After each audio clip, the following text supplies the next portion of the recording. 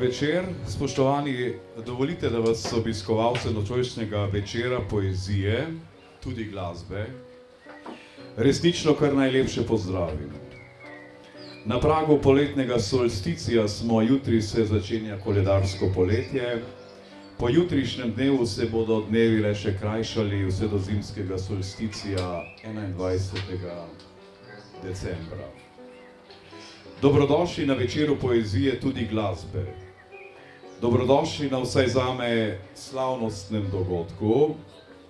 To je izidu moje druge pesniške zbirke, ki sem ji nadel ime Poslednji trubadur.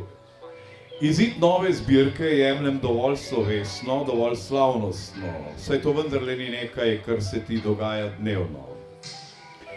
Zbirka se z nocojšnjim večerom odpravlja na svojo pot med bralce, tudi med poslušalce, saj jih neskončno rad recitiram, še posebej mlade generacije.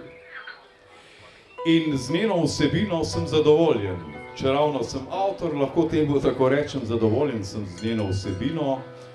In ker prav jutri skočimo za jadrama v prvi poletni dan, je moja uvodna pesem v usklajenosti s časom, saj nosi dovolj zgovoren naslov Poletna.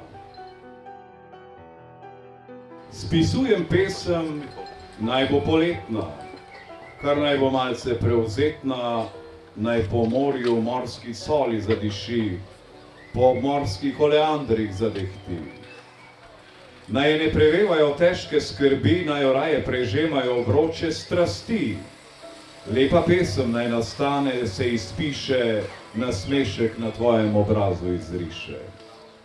Naj bo to tudi pesem o mladosti, ko sem se pretikal po barjanski hosti, odstiral narave žlahtne skrivnosti, vzel nemara tudi nekaj modrosti.